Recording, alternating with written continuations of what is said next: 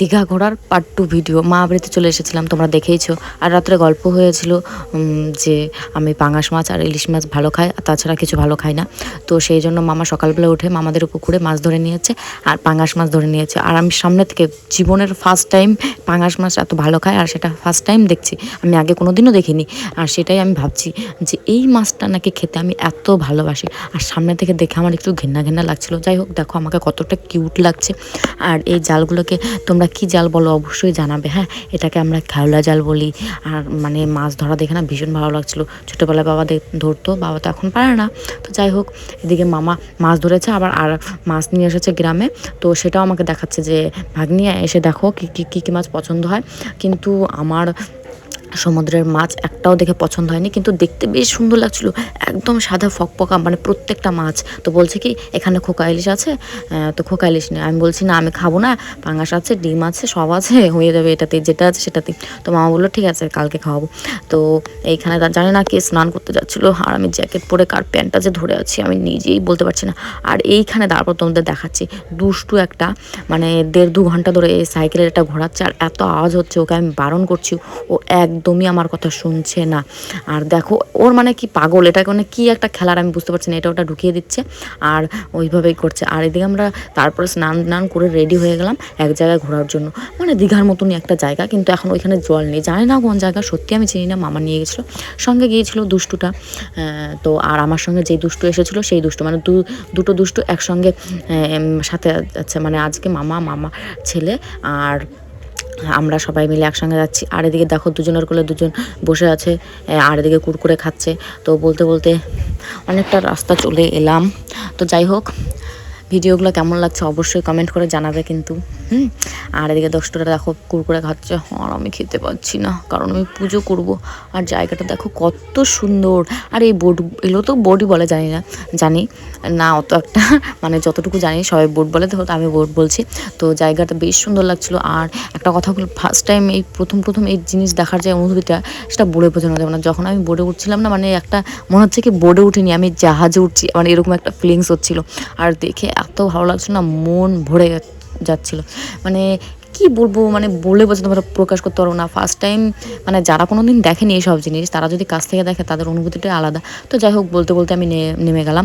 ভয়ও লাগছিলো, আবার বেশ ভালোও লাগছিলো যে আমি যেহেতু সাঁতার কাটতে পারি না, যদি পড়ে যাই তো চ্যারেট, আমাকে আর কেউ খুঁজে পাবে না।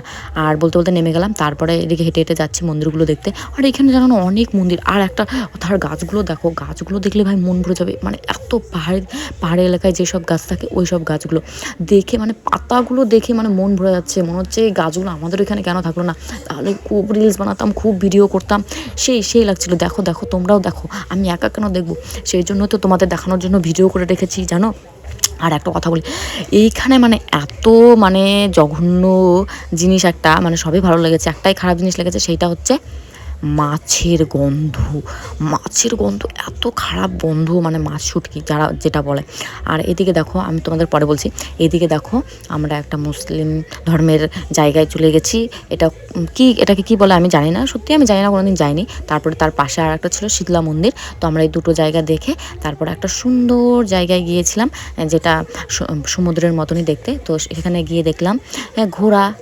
তো এই যে সাইডে গাছগুলো দেখছো, এই গাছগুলো না আমার বেশ ভালো লাগছিলো, মানে ওইখানকার গাছপালাগুলো মানে একটু অসাধারণ, মানে দেখেই মন ভরে যাচ্ছে। আর এদিকে দেখো, মানে এত মাটি, মানে জল নেই, জল হলে তাহলে কেমন লাগতো। আর আমার মনে হচ্ছে মরুভূমি এরকম লাগছে। আর মানে যেদিকে তাকাচ্ছি শুধু সাদা আর সাদা, মানে দূরে, মানে ওপার থেকে এপার কিছুই দেখা যাচ্ছে না, এরকম একটা ব্যাপার। তো একটু ঢংচং করে নিলাম। তো তোমরা এই সব জায়গায় কে কে ঘুরতে গিয়েছো অবশ্যই জানাবে। আমি তো জীবনের ফার্স্ট টাইম গিয়েছিলাম, আর আমার বেশ ভালো লাগছিলো, মানে বলতে ইচ্ছে করছিলো বারবার। আর এদিকে আমাদের দেখো দুষ্টু দুটো গাড়িতে ওঠার জন্য পাগল হয়ে গেছে, আর উঠে গেছে। ওদের দেখে কিন্তু আমারও খুব শখ করছিলো। তারপরে আমরা খেয়ে নিচ্ছিলাম আম, আইসক্রিম, শসা, কদবেল, তারপরে ফুচকা, আরও অনেক কিছু ছিল। কারণ 1-1.5 মাস আগের কথা, তো ভুলে গেছি সব কিছু, তো আর ভিডিও করা তো সম্ভব না। যেটুকু পেরেছি সেটুকু ভিডিও করেছি। তো যাই হোক, উলটপালট খাচ্ছিলাম। আর ওদের বাচ্চা দুটোর পাল্লায় পড়ে তো মানে এটা ওটা খাওয়া হচ্ছিলো। আর কদবেল মাখাটা দারুণ টেস্ট হয়েছিল। যাই হোক, কদবেল মাখা এমনিতেই টেস্ট। যাই হোক, টক খাওয়ার পরে আইসক্রিম খেলাম, এটা তো ঠিক না, তবুও খেয়ে নিয়েছি। যাই হোক, যখন যেটা পেয়েছি খেয়ে নিয়েছি।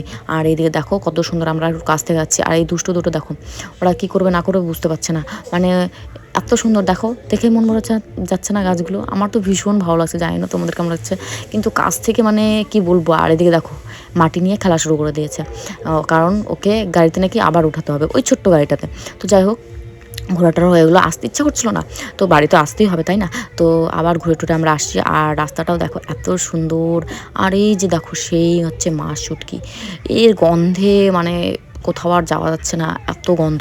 কিন্তু মাছগুলো দেখতে বেশ লাগছিল, মানে সাদা সাদা বলছিলাম না, এত সাদা আর এত সুন্দর, মানে বলে বোঝানোর কথা না। তো যাই হোক, ভিডিওটা তোমাদের কেমন লাগলো, লাইক কমেন্ট শেয়ার তো করবে, আর সাবস্ক্রাইব করবে ভিডিওটা ভালো লাগলে। ঠিক আছে, নেক্সট আবার হবে, কারণ সবগুলো ভিডিও একসাথে দেওয়া সম্ভব না। ঠিক আছে, টাটা।